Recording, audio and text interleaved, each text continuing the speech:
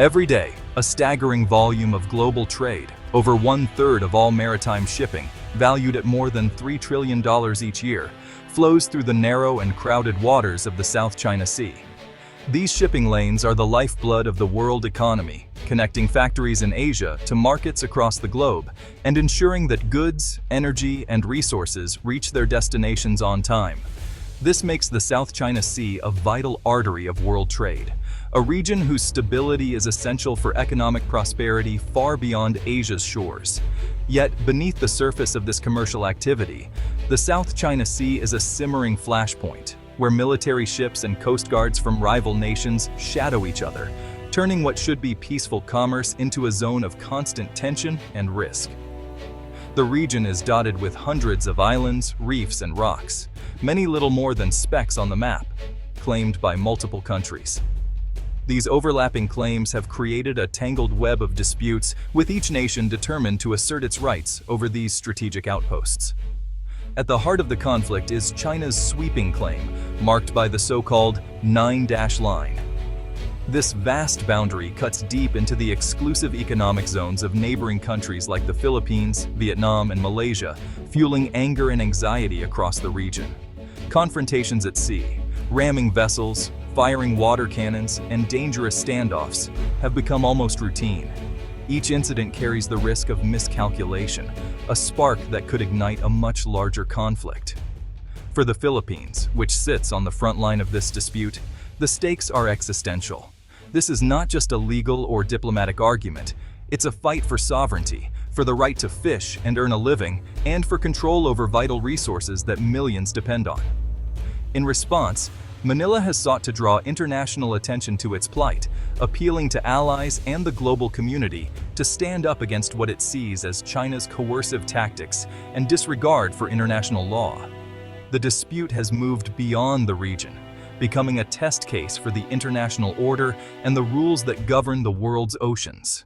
The outcome will set a precedent for how such conflicts are resolved in the future. Ultimately, what happens in the South China Sea will shape not only the balance of power in Asia, but also the stability and security of the global system for years to come.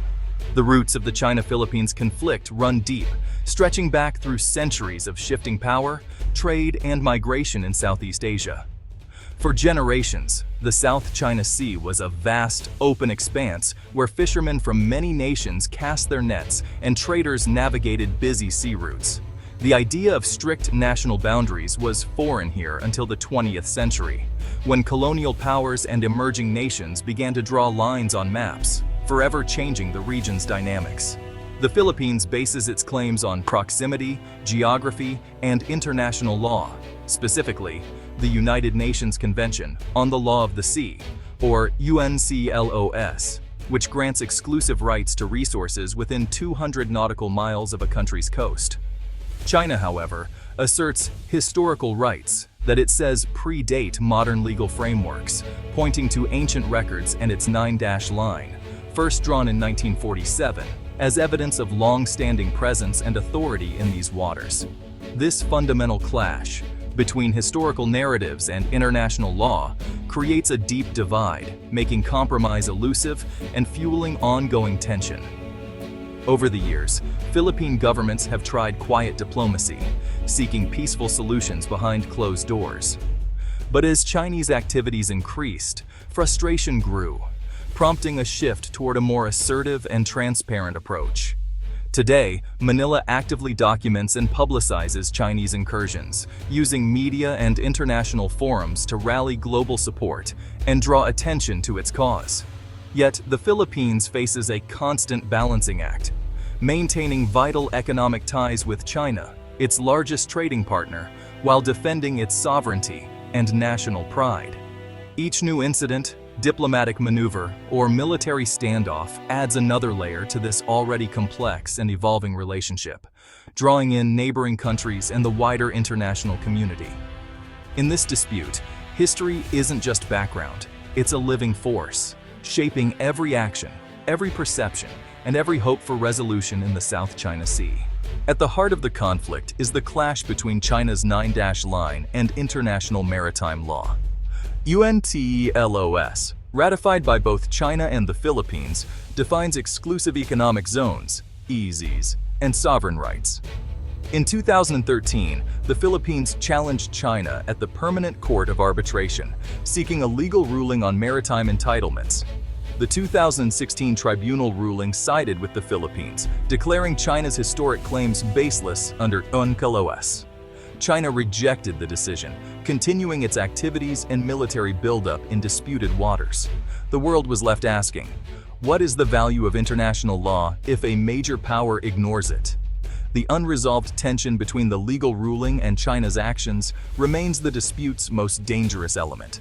The rule of law itself is on trial in the South China Sea. The South China Sea's stakes go far beyond fishing. The region holds vast oil and gas reserves, critical for both China's energy security and the Philippines' development. It's also a global trade artery. Any conflict could disrupt supply chains and economies worldwide. For the Philippines, restricted access to fishing grounds and stalled energy projects mean real economic pain. China, as the world's top trading nation, also relies on these sea lanes. Both sides risk economic self-harm if conflict erupts. The competition for resources and control makes compromise even harder.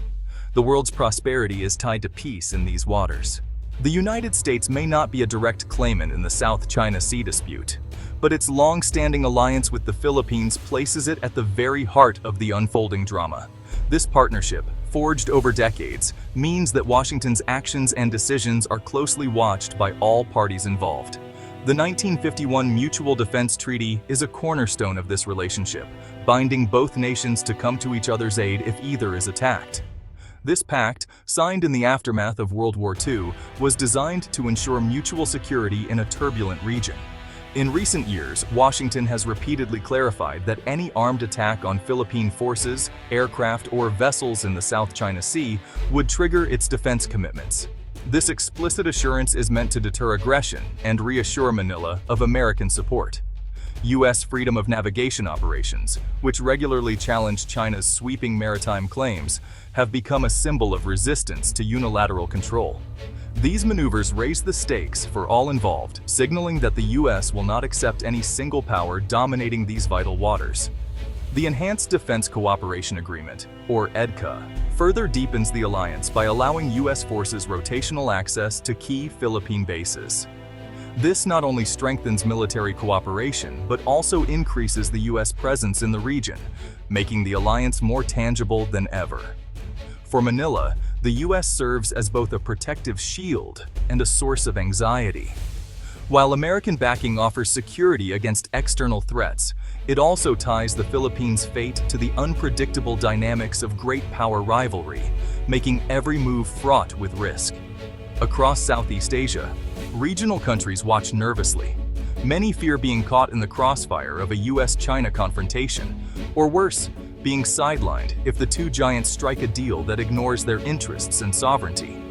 The involvement of the United States ensures that the South China Sea dispute is not just a regional issue, but one with far-reaching global implications.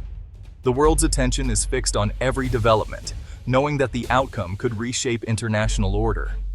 The alliance acts as a powerful deterrent against open conflict, but it is also a potential flashpoint. Any miscalculation could quickly escalate, drawing in major powers and destabilizing the region. As tensions simmer, the world watches closely, waiting to see if this alliance will withstand the mounting pressure, or if it will be tested in ways never seen before. A China-Philippines conflict would shake all of Southeast Asia, putting ASEAN in a bind. ASEAN's consensus model struggles with security crises, especially when members are divided between China and the Philippines. Some, like Vietnam, might back Manila. Others, closer to Beijing, would push for neutrality, paralyzing the bloc. This would force countries to seek their own security, fragmenting the region. U.S. allies like Japan and Australia would face pressure to support the Philippines, risking China's retaliation. India and European powers have also shown interest, sending ships to signal support for international law. A conflict would test whether these nations are willing to bear real costs for their principles. The dispute would quickly become a global test of alliances and resolve. ASEAN's unity and the region's stability hangs in the balance. Rising tensions have triggered a regional arms race. China's military modernization has made its navy the world's largest, with advanced ships and missiles. The Philippines, unable to match China, is building a credible minimum defense, modern frigates, missiles, and surveillance, backed by U.S. support. Other nations, like Japan, Australia, and Vietnam, are also boosting their defenses. Each country claims it's acting defensively, but the result is a more militarized, volatile region. The security dilemma is clear. One side's buildup prompts the other to respond, fueling mistrust. Advanced weapons, from drones to hypersonic missiles, raise the stakes and unpredictability. The South China Sea is now a showcase for new military technology. The risk of miscalculation and escalation has never been higher. If conflict erupts, the world won't split into two camps, as in the old Cold War. China's economic ties run deep. Most countries can't afford to alienate Beijing or Washington. Nations will walk a diplomatic tightrope, balancing alliances and economic survival. Some may join US-led sanctions. Others will stay neutral, hoping to avoid the fallout. This fragmentation makes a united response difficult, playing to China's strengths. The information war will be fierce, with both sides battling for global opinion. The conflict would be fought on economic, diplomatic, and narrative fronts, not just militarily. For Asia and beyond, the challenge is to defend interests without sacrificing principles. The choices made now will shape global alignments for decades. A China-Philippines clash would have sweeping consequences for Asia's balance of power. It would test the legal order at sea, disrupt global trade, and threaten energy supplies. The US-Philippines alliance could be pushed to the brink, risking direct confrontation with China. ASEAN unity would fracture, and regional arms races would accelerate. Diplomacy would become a high-wire act, as nations juggle alliances and economic interests. The South China Sea dispute is now a global issue, tied to trade, law, and great power rivalry. The Asian century's promise depends on peace, but the region's stability is at risk. The central question: can Asia build a security order that balances rising ambitions with the rights of all, or is it headed for a new era of conflict?